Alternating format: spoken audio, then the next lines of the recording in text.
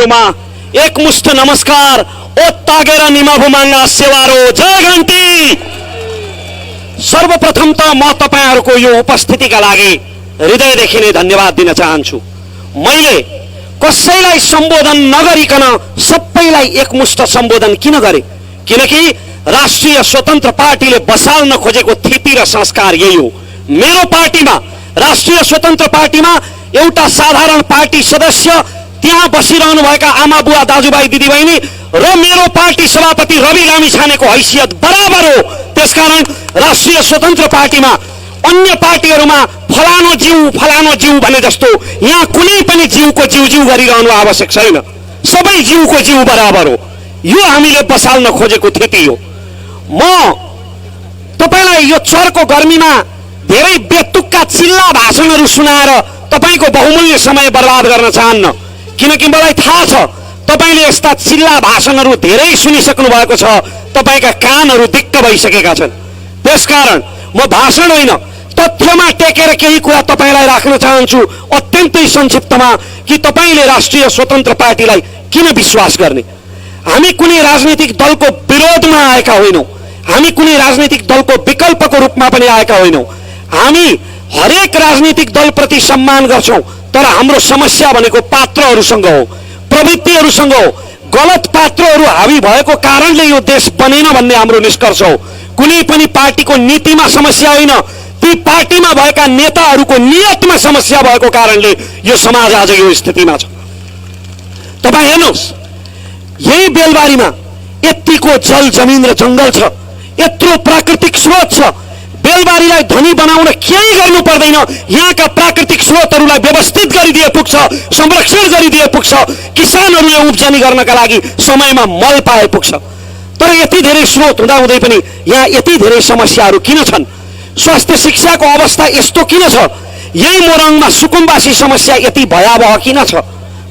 किनभने यहाँ राजनीतिक दलहरूलाई राजनीति गर्नु छैन, जनताको सेवा गर्नु छैन, राजनीतिको पसल चलाउनु छ, समस्याहरूको दोकान चलाउनु छ।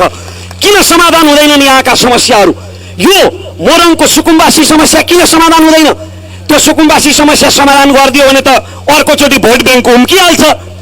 बारम्बार लाल पूर्जाको आश्वासन देखाउँदै चुनाव जितेर राजनीतिको पसल चलाइरहेका छन् यहाँ राजनीतिज्ञहरूले। त्यसकारण यहाँका समस्याहरू कहिले समाधान हुँदैनन्। यहाँ तपाईँ र मलाई अनेक नाममा जुधाएर आफ्नो राजनीतिको रोटी सेक्नेहरू सक्रिय छन्। हिजो कोशी प्रदेशको नामाकरणको विषयमा तपाईँ र मलाई अनाहकमा जुधाउने प्रयास गरियो, पहिचानको विषयमा जुधाउने प्रयास गरियो। वास्तवमा यो प्रदेश यस्तो भाइचारा भएको प्रदेश हो, यति धेरै मेलमिलाप भएको प्रदेश हो कि मेरो कुलमा, प्रसाईको कुलमा युमाको पूजा हुन्छ, जबकि युमा भन्ने कुनै देवीको नाम वेदमा छैन। त्यो केवल लिम्बूहरूको मुन्धुममा मात्रै छ। यो प्रदेश हामीले देउता साटेको प्रदेश हो। त्यति मेलमिलाप, त्यति भाइचारा भएको प्रदेश हो। अब नामाकरणको विषयलाई अनावश्यक रूपमा गिजोलेर तपाईँ र मलाई जुधाउने प्रयास गरियो। मैले इन्द्र आङ्बोको एउटा भाषण सुनेको थिएँ। यो प्रदेशको नाम मैले भनेको राखिएन भने, यो प्रदेशको नाम मैले भने अनुसार राखिएन भने म कुनै हालतमा छाप लाउँदिन। छाप लाउनु पर्यो भने औँलै काटिदिन्छु भन्नुहुन्थ्यो इन्द्र आङ्बो दाइ। उहाँका त दुईटै हात सकुशलै छन् अहिलेसम्म। छाप त लाउनु भयो फेरि उहाँले। अब यो नामाकरण अपनत्वको विषय हो, आफ्नोपन महसुस गर्ने विषय हो। कुनै पनि नामाकरणमा हामीले अपनत्व महसुस गर्न सक्यौँ भने त्यो आफ्नो हुन्छ। म तपाईँलाई उदाहरण दिन चाहन्छु। मेरो गाउँको नाम फाकुम्बा हो, फाकुम्बा नुम्लक। तर मेरो गाउँको नाम नुम्लक भएर मलाई केही फरक परेको छैन। मलाई ताप्लेजुङ नुम्लकको त्यति नै माया छ जति त्यहाँका याकथुङबा छिमेकीहरूलाई छ। त्यति नै माया छ मलाई। सान्थाक्रा, कामसाङ, चिम्फाक, पिक्लुङ यी मेरो गाउँ र छिमेकी गाउँहरूका नामहरू हुन्। त्यसकारण यदि रैथानेहरूको, बहुसंख्यक मान्छेहरूको अपनत्व महसुस हुन्छ भने नामै त हुने। तर त्यो नाममा राजनीति भयो। त्यो नामलाई, त्यो पहिचानलाई अनावश्यक रूपमा गिजोल्ने प्रयास गरियो। यदि राष्ट्रिय स्वतन्त्र पार्टी सरकारमा भएको भए हामीले आफ्नो धारणा किन अहिले सार्वजनिक गरेनौं भने हामी प्रदेश सभामा थिएनौं। प्रदेशको विषयमा हाम्रो विचार अघि गणेश दाइले पनि राख्नुभयो, म पछि पनि राख्छु। हामी प्रदेश सभामा थिएनौँ, त्यसकारण हामीले धारणा राखेनौँ। तर म यो ग्यारेन्टीका साथ भन्न चाहन्छु, यदि राष्ट्रिय स्वतन्त्र पार्टीको सहभागिता भइदिएको भए यो समस्या 24 घण्टामा समाधान गर्न सकिन्थ्यो। यत्रो कोलाहल हुने नै थिएन, यत्रो वितण्डा मच्चिने नै थिएन। डिजिटल डेमोक्रेसीको जमाना हो यो। डिजिटल भोटिङ गराइदिउँ न यहाँका जनताको बीचमा। जुन नाममा बहुसंख्यकले अपनत्व महसुस गर्छन् त्यही नाम राखिदिउँ प्रदेशको। यो कुनै समस्या होइन। तर आफ्नो राजनीतिक दाल रोटी चलाउनका लागि यसलाई जबरजस्ती समस्याको रूपमा पैदा गरियो र तपाईँ र मेरो बीचमा, तपाईँ हाम्रो बीचमा, छिमेकीको बीचमा, साथीभाइको बीचमा वैमनस्यता पैदा गरेर आफ्नो राजनीतिको रोटी सेक्न पल्केकाहरूले यसलाई अनावश्यक रूपमा मुद्दा बनाए। जबकि इमानदार नियत भइदिएको भए यहाँका बहुसंख्यक जनताले महसुस गर्ने गरी, यहाँको पहिचानको प्रतिनिधित्व हुने गरी प्रदेशको नामाकरण गर्न सकिन्थ्यो। तर त्यसो गरिएन। राष्ट्रिय स्वतन्त्र पार्टी राजनीतिको दोकान चलाउँदैन। हामीलाई जनताको बीचमा विभाजन ल्याएर अथवा अनावश्यक प्रपञ्चहरू गरेर कुनै राजनीतिको पसल चलाउनु छैन। किनकि राष्ट्रिय स्वतन्त्र पार्टीमा हामी आज जो छौँ, हामी कतै पनि नबिकेर राजनीतिमा आएका होइनौँ। आफ्नो आफ्नो पेसामा राम्रैसँग गरी खाइरहेका थियौँ। तर हाम्रो मात्रै प्रगति भएर, एउटा मान्छेको मात्रै प्रगति भएर त्यसले समाजमा परिवर्तन ल्याउँदैन। र देश बनाउनका लागि देशको चेन अफ कमान्ड भनेको राजनीति नै हो। र यदि देश बनाउनु छ भने हामी जस्ता जुझारु युवाहरू राजनीतिमा आउनुपर्छ। हामीले चोक फोहोर भयो भनेर धिक्कार्ने सराप्ने मात्रै होइन, झाडु उठाएर चोक बढार्ने जाँगर जुटाउन सक्नुपर्छ। त्यसकारण आज राष्ट्रिय स्वतन्त्र पार्टी राजनीतिमा छ। हामी राजनीतिको पसल चलाउँदैनौँ। राष्ट्रिय स्वतन्त्र पार्टी कुनै पनि बहानामा कुनै पनि प्रकारको विभेदलाई स्वीकार गर्दैन। म समावेशितामा जानुभन्दा पहिला प्रदेशको विषयमा हाम्रो धारणा म राख्न चाहन्छु। हामीलाई प्रदेश विरोधी भनेर असाध्यै अनर्गल प्रचार गरियो। म राष्ट्रिय स्वतन्त्र पार्टीको केन्द्रीय सदस्यको हैसियतमा तपाईको अगाडि उभिएर यो भन्न चाहन्छु कि हामी कुनै पनि हालतमा संघीयता विरोधी होइनौँ। हामीले प्रदेश खारेज गर्नुपर्छ भनेको होइन, तर प्रदेशको पुनर्संरचना गर्नुपर्छ भनेको हो। संघीयता चाहिन्छ किनभने कोशी र कर्णालीको, यो प्रदेश नम्बर 1 र कर्णालीको कृषि नीति एउटै हुन सक्दैन।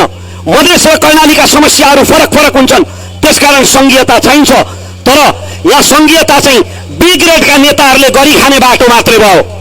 माथि जितेर खान नसक्ने, तल गाउँमा इज्जतको डरले जान नसक्ने, अनि बीचमा प्रदेशमा भकुरिरहने, हँसुरिरहने बी ग्रेडका नेताहरूले खाने बाटो मात्रै भयो। अनि केपी ओली, प्रचण्ड र शेरबहादुर देउवाको बीचमा अलिकति खटपट हुने बित्तिकै प्रदेशका सरकारहरू धमाधम कुकुरमुन्टी खेल्ने भए। यसले गर्दा यो गरिब देशलाई असाध्यै धेरै बोझ पर्यो। त्यसकारण हामीले यो प्रदेश खारेज गर्नुपर्छ भनेनौँ, प्रदेशको पुनर्संरचना गर्नुपर्छ। प्रदेशमा यो संसदीय व्यवस्था होइन कि जनताले छानेको प्रत्यक्ष निर्वाचित कार्यकारी मुख्यमन्त्री हुनुपर्छ। अनि त्यो मुख्यमन्त्रीको मातहतमा विभागहरू हुनुपर्छ। अनि एउटा प्रदेश परिषद हुनुपर्छ। गाउँपालिकाहरूबाट, प्रदेशमा भएका गाउँपालिका र नगरपालिकाका प्रतिनिधिहरूले बनेको एउटा प्रदेश परिषद हुनुपर्छ। त्यो प्रदेश परिषदका जम्मा 2टा मात्रै अधिवेशन हुन्छन्, एउटा बजेट अधिवेशन, एउटा विधेयक अधिवेशन।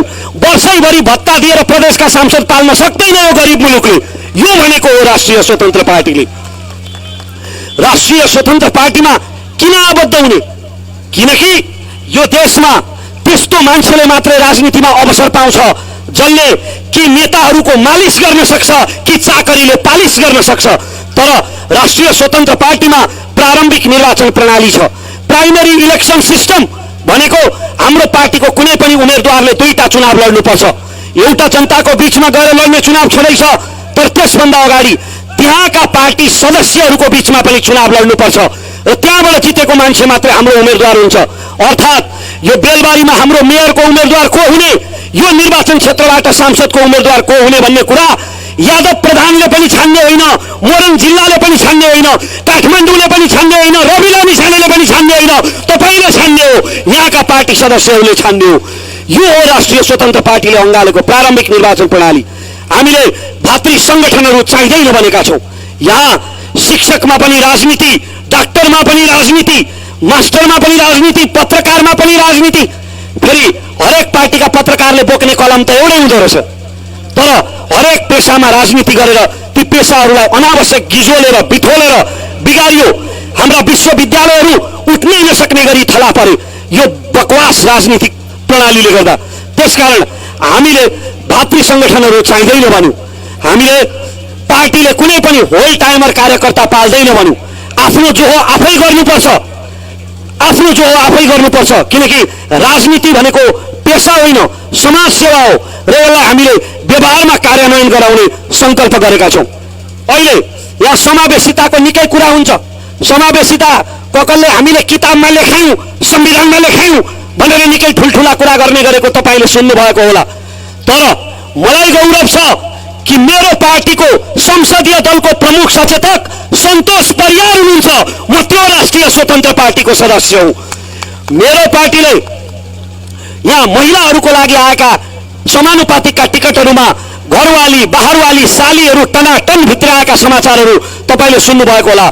मेरो पार्टीमा राष्ट्रिय स्वतन्त्र पार्टीका सांसदहरू 21 जना मध्ये 9 जना महिला दिदीबहिनीहरू हुनुहुन्छ। ती मेरा नातेदार पनि होइनन्, गणेश कार्कीका पनि होइनन्, रवि लामी छानेका नातेदार पनि होइनन्। उनीहरू आफ्नो योग्यता र क्षमताको बलमा त्यहाँ आइपुगेका हुन्। आज म जस्तो शारीरिक अवस्थाको मान्छेले केन्द्रीय सदस्यको यो पोर्टफोलियो पाएर तपाईँका अगाडि उभिएर यसरी पार्टीका विचारहरू राख्नु भनेको यो पनि नेपाली राजनीतिमा एउटा रेकर्ड हो, समावेशिताको रेकर्ड हो, जसको अभ्यास राष्ट्रिय स्वतन्त्र पार्टीले गरिरहेको छ। हामीले जान्नेलाई छान्ने भनेका छौँ। एउटा कुरा म नहिचकिचाइकन के भन्न चाहन्छु भने हामीले आज यहाँ नगर कमिटी गठन भइसकेपछि आज हुने नगर संयोजक नै हाम्रो मेयरको उम्मेदवार हुन्छ भन्ने कहीँ लेखिएको छैन। यदि आज बन्ने नगर संयोजक भन्दा योग्य व्यक्ति अर्को आयो भने ऊ भोलि नगरको यहाँको मेयरको उम्मेदवार हुन सक्छ। त्यसकारण म एउटा कुरा चाहिँ के नडराइकन यो भन्न चाहन्छु भने यदि कसैले पदको शक्तिको लालच बोकेर असाध्यै अवसरवादी भावना बोकेर राष्ट्रिय स्वतन्त्र पार्टीमा आउनु भएको छ भने, कतै त्यस्तो अवसरवादी भावना राख्नु भएको छ भने प्लिज तपाईँले पार्टीबाट अलग भएर सहयोग गरिदिनु होला। अवसरवादीहरूका लागि ठाउँ छैन राष्ट्रिय स्वतन्त्र पार्टीमा। यहाँ योग्यता र क्षमताको आधारमा अवसर दिइन्छ। हामी जान्नेलाई छान्ने भन्छौँ। देश विकासका लागि विज्ञहरूको राजनीतिमा सहभागिता हुनुपर्छ, योग्य व्यक्तिहरूको सहभागिता हुनुपर्छ। फेरि योग्य भन्नुको अर्थ फेरि खालि पढे लेखेको मात्रै किताबी किरो मात्रै योग्य होइन। योग्यताका विविध मापदण्डहरू हुन्छन्, तर ती सबैको वर्णन गरेर अहिले साध्य छैन, समयको पाबन्दी पनि छ। यहाँ युवा प्रतिनिधित्वका ठुला ठुला कुराहरू हुन्छन्। राष्ट्रिय स्वतन्त्र पार्टीले हरेक कमिटीमा 50% + 1 युवाको प्रतिनिधित्व अनिवार्य भनेको छ। आज मेरो पार्टी महामन्त्रीको उमेर जम्मा 29 वर्ष हो। यो पनि नेपाली राजनीतिमा एउटा रेकर्ड हो। एउटा युवा अवस्थाको व्यक्ति यति उच्च स्थानमा पुग्नु भनेको। भ्रष्टाचार विरुद्धको हाम्रो शून्य सहनशीलताको तपाईँ साक्षी हुनुहुन्छ। हामीले कसरी एउटा सांसदले पैसा मागेको अडियो आउँदा खान त पाएकै थिएन, बिचराले मागेको मात्रै थियो, तर मागेकै अडियो आउँदा पनि पार्टीले कसरी कारबाही गर्यो भन्ने कुरा तपाईँले छर्लङ्ग देख्नु भएको छ। त्यो मैले दोहोऱ्याइरहनु पर्दैन। त्यसकारण हाम्रा यी लक्षणहरू हेरेर हामीलाई विश्वास गरिहाल्नु पर्दैन, तर एकपटक परीक्षण त गर्नुहोस्। हामीले कस्ता कस्तालाई पत्यायौँ। तपाईँ र मलाई जात र धर्मको नाममा अनेक नाममा जुधाउनेहरूलाई हामीले पत्यायौँ। हामीले हाम्रा कुराहरू कहिल्यै पनि संसदमा गएर नउठाउनेहरूलाई पनि पत्यायौँ। अहिले तपाईँले यहाँबाट निर्वाचित प्रतिनिधि सुनिल शर्मा हुनुहुन्छ। के सुनिल शर्माले बेलबारीका समस्याहरूलाई कहिल्यै बुलन्द आवाजमा संसदमा उठाउनु भएको सुन्नु भएको छ? कहाँबाट उठाउनु? कार्यकर्ता पाल्दै फुर्सद छैन सुनिल दाइले। योभन्दा पहिला तपाईँहरूले जिताएका प्रतिनिधि भानुभक्त ढकाल हुनुहुन्थ्यो। कोरोनाले मान्छे मरेर 70 भइरहेको बेलामा उहाँलाई कोरोनाले मान्छे मरेको भन्दा आफ्नो घरमा पाहुना आएको बढी चिन्ता हुन्थ्यो। त्यसकारण त्यस्ताहरूलाई त हामीले पत्यायौँ भने एकपटक राष्ट्रिय स्वतन्त्र पार्टीलाई पनि परीक्षण गरिहेरौँ। विक्रम सम्वत 2084 मा परीक्षण गरिहेरौँ। त्यसपछि 5 वर्षको हाम्रो काम हेरेर अनि विश्वास गरौँ। म यो भन्न चाहन्छु। र जाँदा जाँदै म अब बन्ने नगर कमिटीलाई हृदयदेखि नै शुभकामना दिन चाहन्छु। यहाँका स्थानीय स्वास्थ्य चौकीहरूमा निःशुल्क भनिएका औषधिहरू निःशुल्क पाइन्छन् कि पाइँदैनन्? यहाँका विद्यालयहरूमा यहाँका शिक्षकहरू समयमा अध्यापन गराउन आउँछन् कि आउँदैनन्? कसैले यहाँ यसो स्कुल मन्दिरका ढुङ्गा इँटा कुलोकुलेसोका पाइप पो गोजीतिर हालिरहेको छ कि? यस्ता विषयमा अब बन्ने नगर कमिटीले खबरदारी गरोस् भन्ने शुभकामना दिँदै जनताका सारा गाह्रा अप्ठ्याराहरूमा अब बन्ने नगर कमिटी उभिन सकोस् भन्दै शुभकामना दिँदै अब म धेरै बोल्न चाहन्न। सभापतिको आगमन भइसकेको छ। मलाई जानकारी प्राप्त भए अनुसार म त यहीँको मान्छे हो, आङ्गाबा हे यो बामना, त्यसकारण म धेरै समय लिन चाहन्न। तपाईहरुले मलाई सुनिदिनु भएकोमा धेरै धेरै धन्यवाद। जय देश जय घण्टी।